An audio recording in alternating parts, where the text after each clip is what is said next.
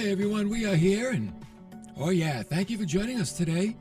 New Hope Radio can also be heard later on the Hope Club podcast on iTunes, Stitcher, Spotify, on our website at newhopecc.tv. Podcasts are there as well. So thank you for tuning in, and we're going to kind of, bring you a good Bible lesson today to take a break from the current events. I know they're serious and we're being inundated with the same old information over and over. So I think it's good to take a break, and let's take a look today at the wonderful Word of God.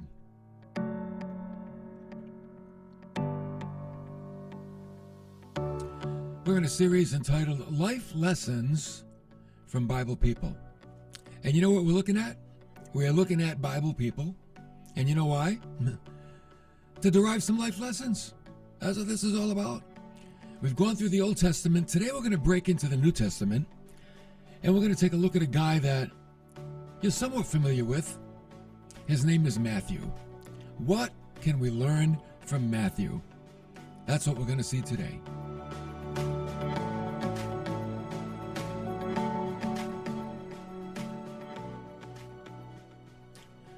Let's think about this.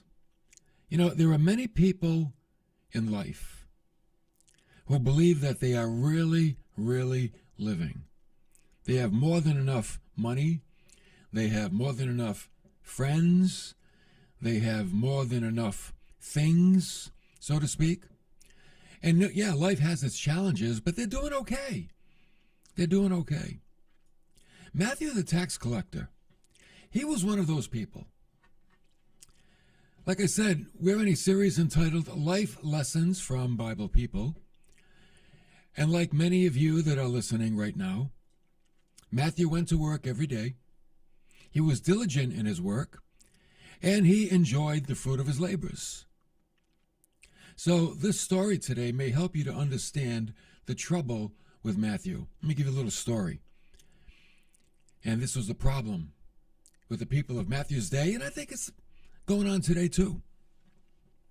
There was a Texan, a New Yorker, and a North Carolinian. That's a guy from North Carolina. And they were drinking their favorite beverage in a North Carolina saloon. The Texan, he drained his glass of tequila, threw the bottle into the air, pulled out his pistol, shattered the bottle. He said, "Where I come from, there's plenty of that stuff." Well, the guy from New York, he didn't want to be outdone. So he finished his glass of wine. He threw the bottle into the air, drew his pistol, shattered the bottle. He said, "Back in Manhattan, there's plenty of good wine there." The guy from North Carolina, he drained his glass of sweet tea, which is the only recommended beverage in this story, I might say. He threw the bottle into the air, drew his pistol, and he shot the New Yorker. He said to the Texan, "We already have enough people here from New York."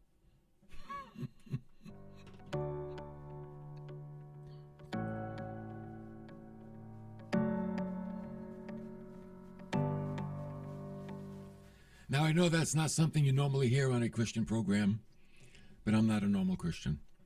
So anyway, I wanted to tell that story to highlight that people are divided, that there is division among people.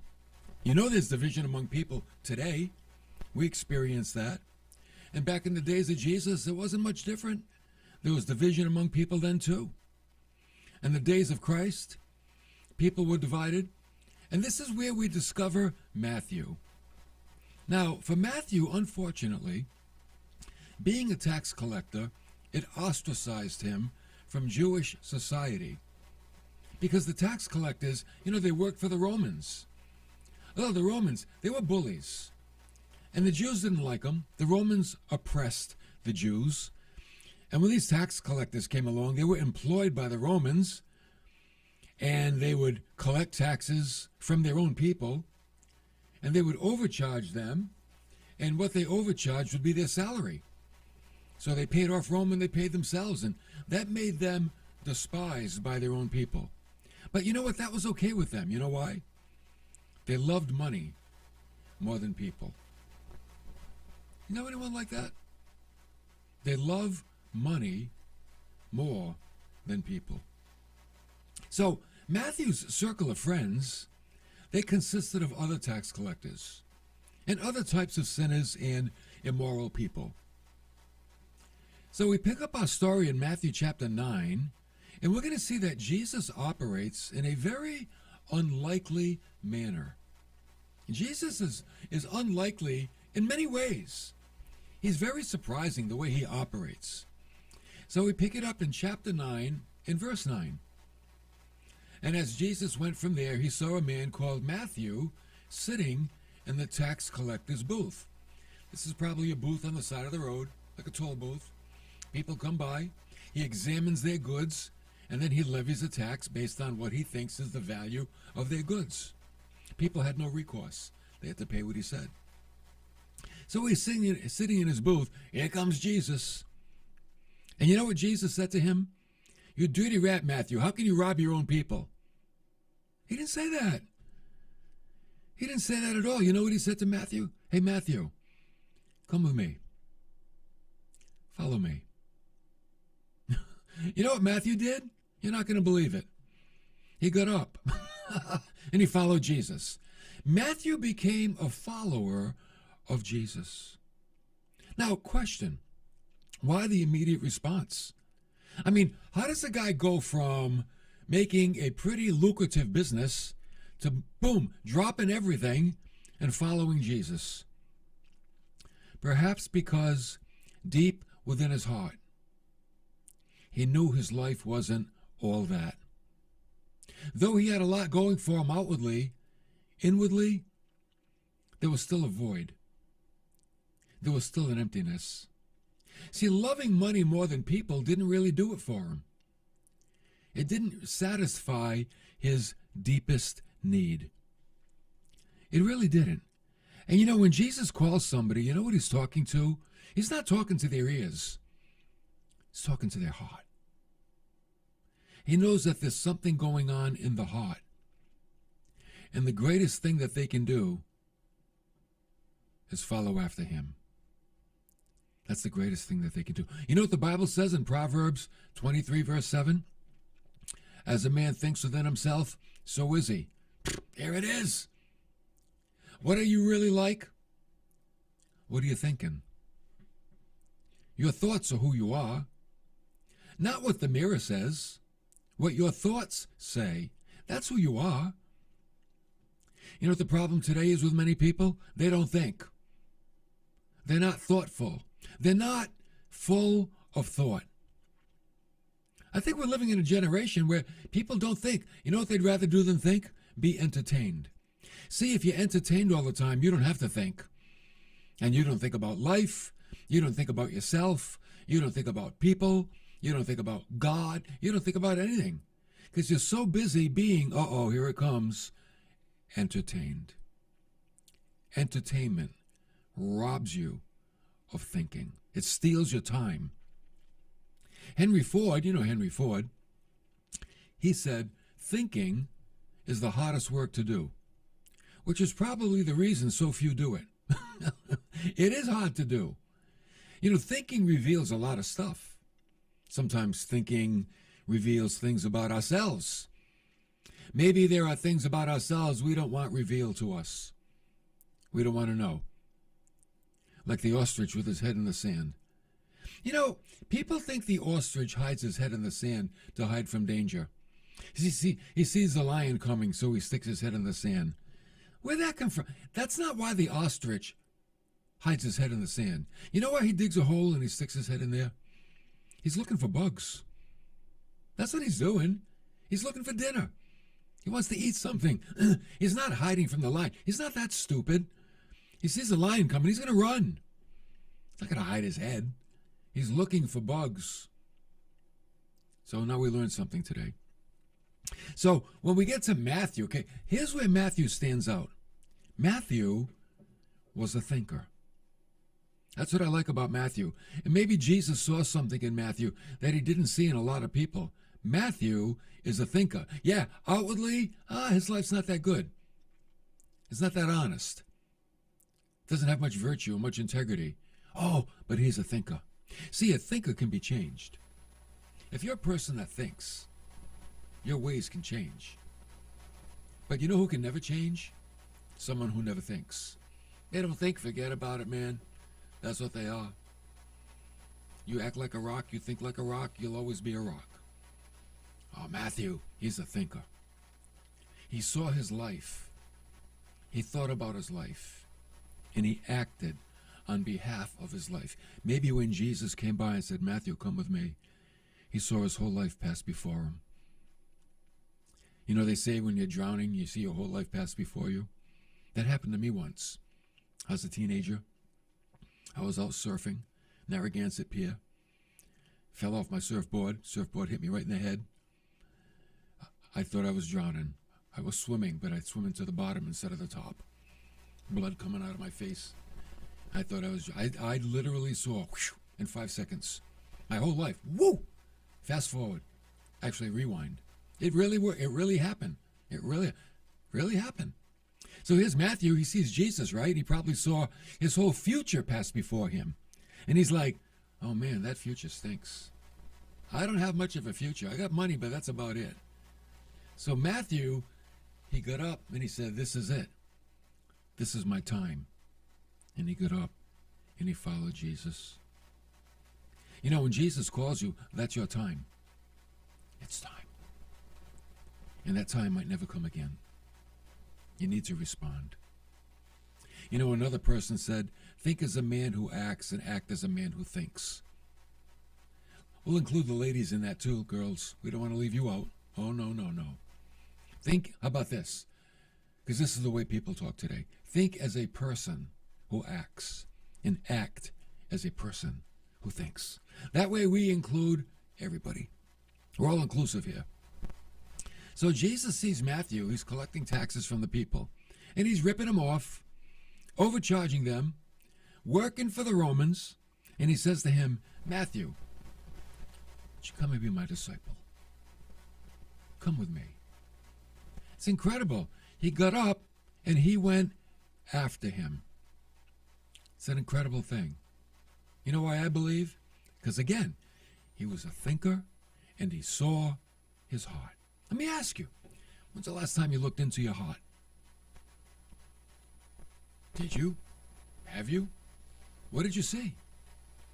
It's good to do that. It's good to look into our hearts regularly so we can see what's going on there. You know what's going on in your heart. It's where you live life from, you know. It's so surprising, the people that Jesus chose to follow him. It is. He chose people that no one else would want them on their team, but Jesus chose them. You know, he chose the fishermen who weren't very scholarly. They were simple, maybe a little rough around the edges. Shortly afterward, Matthew, you know what he did? He threw a dinner party for all of his friends. You know why? So they could meet Jesus. Matthew wanted to show off his newfound friend. I met somebody. Oh man, touched my heart. Gave me a future. Gave me a hope. I want you to come and meet him. I want all my friends to come.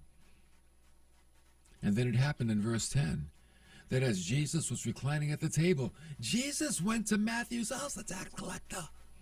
And all the other guys were there. Many tax collectors and sinners, the Bible says. What kind of sinners? All kinds. Who cares? Bring them all. Bring all the sinners. And they were dining with Jesus and his other disciples. Wow. It was a gathering of people with the most despised characters. And Jesus was there. That's incredible. Jesus knew how to surround himself with people that really needed a lot of work. We're going to see he said something startling to the Pharisees as to why he did what he did. We're going to see that. Let me ask you, how does someone get to a place in life where they are despised by others maybe even despised by themselves. How do they get there? Maybe, just maybe, they gave up on themselves. You know, when you give up on yourself, you know what you do? You stop trying. And you know what else? You stop caring. And you get to a point where you don't care about yourself. You don't care about others. You just don't care. And that's what these people were. They didn't care what people thought of them. They didn't even care what they thought of them. They didn't care. Jesus comes on the scene. You know what he does? He cares for those who don't even care about themselves. I'll be right back.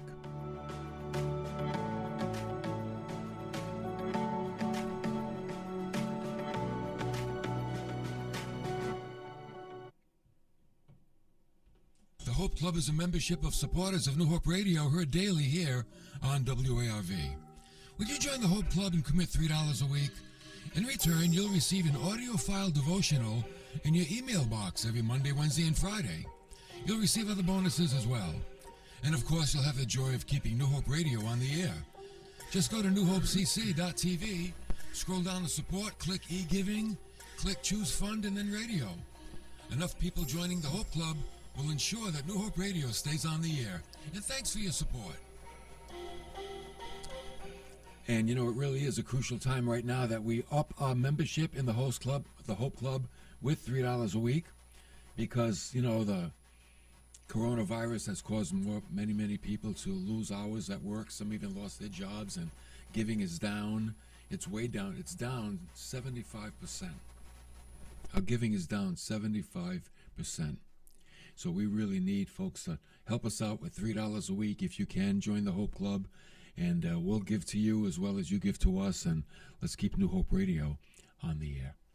So we're talking about Matthew.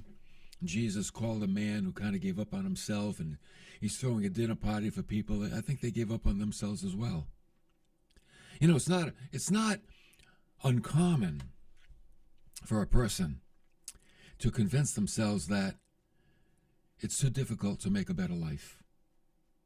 It's not uncommon for people to be stuck in a rut and think, I'll never get out. It's too hard to get out. I might as well stay here. Maybe they think they don't have what it takes. I don't have what it takes to climb out of this thing. Or maybe they're tired of trying. Maybe they've tried in the strength of their own flesh, and they're just tired. They're tired. Maybe they're unloved. You know, love is a great inspirer. Love inspires us to do things. But if you feel unloved, you have no inspiration. You have no inspiration to do anything. Nothing at all. But see, when Jesus comes in, oh man, he changes all that. Changes everything. It all changes. Matthew and his sinning friends, they all found hope that day. Something happened. Something changed. In one day, they met someone who really loved them and knew they could do better. That's inspiring. That's inspiring. When you know someone loves you and they believe in you, you can do better. And when you do that for someone else, you love them and you believe in them, they can do better. That's what Christ did for us. Maybe some of you are struggling with your own life, thinking, it's not going to get any better. This is it. I'm in a rut. I've been in this rut so long, I moved in my furniture. I get my mail here. I'll tell you what, no one has to stay there. Meet Jesus for the first time, or reacquaint yourself with him again. Because maybe in our familiarity, you know what familiarity is, right? Familiarity is just becoming passive and indifferent to Christ, and it loses its value. What we become familiar with loses its value. You know, you get a brand new car and it smells good, and you love it, and you wash it and clean it, and after a while, you get familiar with it. You drop French fries under the seat, doesn't smell new anymore, and in your mind, it loses its value. You know, you don't clean it as much, you don't wash it as much. Happens with people that go to church. They come to church, they find a church that's right for them, they love it, they tell their friends, and they're faithful, and then after a while, they become passive, indifferent, familiar. It loses its value, and they're not as faithful in their attendance, and in their giving, and in their support, and that's what happens. And that we actually do that with ourselves. We can become familiar with ourselves and think that our value is diminishing. I'm not worthy. I'm too dysfunctional. But wait. See, when the Pharisees asked Jesus, why is he hanging out with these people? Jesus turned and he looked at them. I think like he looked them straight in the eye. He said, I want to tell you something, you Pharisees. It's not those who are healthy who need a physician, but those who are sick. The word sick, it's the word kakos. It means diseased, to be evil, to be sore. Maybe they're diseased in their body. Maybe they're evil in their actions. Oh, maybe they're sore in their hearts. Hurting hearts. Heartache. For whatever reason, their hearts are aching. And they turn to what they did for some kind of comfort.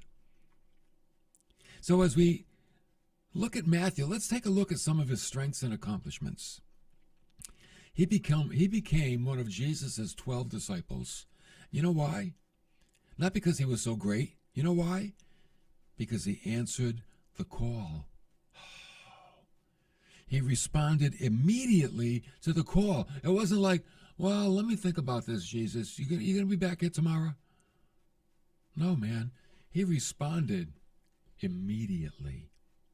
That's what it takes, you know. You know, if a guy asks a girl to marry him and she's like, can I let you know in a couple of weeks? Be like, forget it, honey. I want an answer now. I want to know now. If you have to go think about it, don't bother. The love's not there. If you say, yes, yes, yes, I want to know. Now I know. So when Jesus calls your heart, there's going to be an immediate response. You know what else Matthew did, which was so great about him? He invited others to meet Jesus. He called all his sinning friends. I know a bunch of other people, man, they got hurting hearts too. They feel lost. Can I go get them? Go get them. And he brought his friends. And you know what else he did? He wrote the Gospel of Matthew, the book we're reading. He wrote it. He wrote a biography of Jesus according to his own eyes. Are you kidding me? That's incredible. You never know what following Christ can do. You never know. You follow after Christ wholeheartedly, you have no idea what you can accomplish. I don't think Matthew knew he was going to write the Word of God, but he did. And some of you're ready to follow Christ? Don't limit what God can do. So we can learn some lessons from his life, that Jesus accepts people from every level of life. He accepts all kinds of people. That Matthew was given a brand new life, and he dedicated the rest of his life to the cause of Christ. Talk about a heart change. Man, this guy was the real McCoy. He really was. So now, what about some lessons for us? What can we derive for us personally? Thinking lowly of yourself doesn't qualify you or disqualify you from God's call. It's not what you think of you. It's what God thinks of you. You might think you don't have what it takes. God looks at you and says, you got exactly what I want. I can work in you.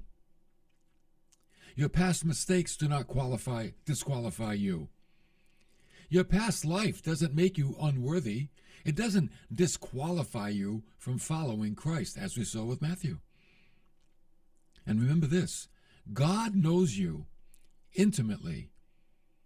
Oh, and he loves you completely. He knows you intimately, and he loves you completely. So let me give you an action point. Here's what you can do. Do the hard work. Be a thinker. Don't hide behind your busyness. Take an inventory of yourself and see how God could use you. And you know what the last thing I want to say? Love people more than money. And you know this time that we're living in, this crisis, this is the time to love people more than anything else. People need to be loved. People are in a place where they're fearful, where they're worried. Many are panicking. You know what they need? They need to be loved. Love people. Take it upon yourself to be a lover of people. Tomorrow, I'm going to bring you a special message for the coronavirus crisis. And then after that, we're going to talk about the woman of mystery. Who could she be? We'll see that Thursday. Tomorrow, we're going to encourage you, help you to get through the coronavirus, the crisis that we're in. We're going to help you out. We're going to lift up your spirits. Make sure you join us, okay? Support New Hope Radio if you can. Join the Hope Club. Go to our website, newhopecc.tv. Click support. Click radio. Fill out the information. Can you commit to $3 a week? Help us. Our giving is down 75%. Help us to stay on the air. Stay on WARV. Okay? Thank you for being here. We'll see you next time for more of New Hope Radio.